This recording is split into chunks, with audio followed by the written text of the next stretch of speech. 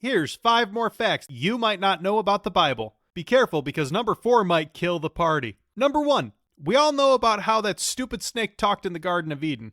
But in Numbers 22, a guy named Balaam smacks I'm sorry, I almost let my KJV slip out. There's a guy named Balaam who has a donkey who sees an angel of the Lord with a sword blocking their path. The donkey refuses to keep moving forward.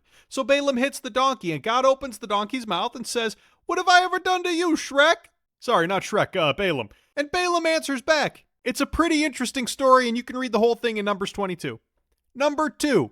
Can you guess how many times God's personal name, written as Yud-He-Vav-He, appears in the Bible? It's over 9,000!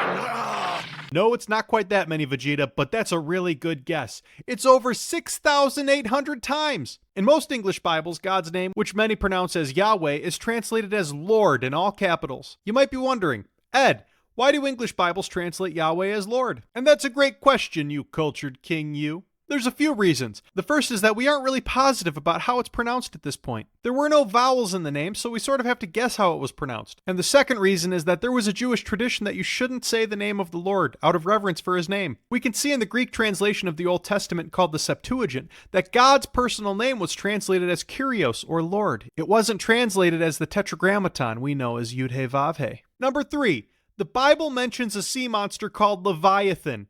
Job 41 describes Leviathan as a terrifying creature with incredible strength that breathes fire.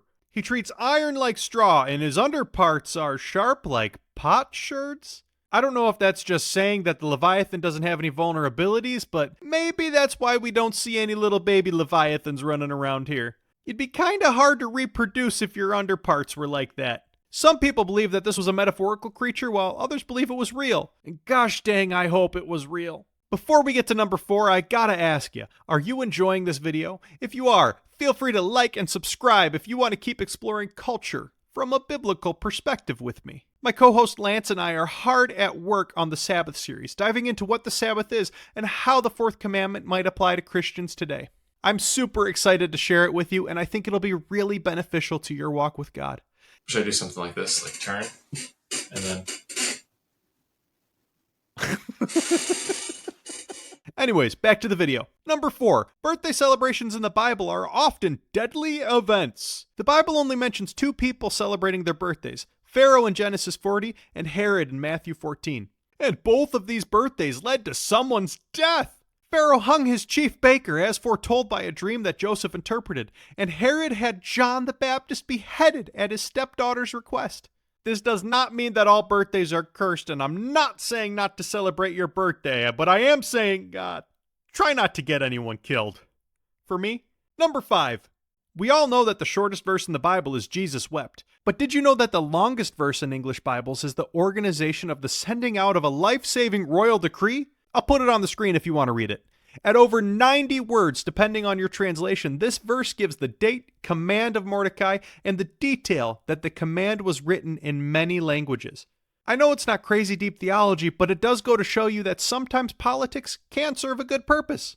In Esther's case, the good that it was doing was undoing the evil that it had previously done, but still, a win's a win. Anyway, I hope you enjoyed this Bible Facts video. Leave a like to let me know if you enjoyed this or you learned something.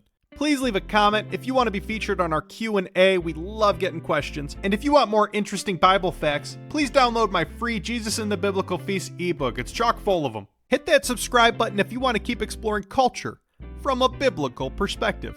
And as always, to God all praise and glory. Thanks for watching.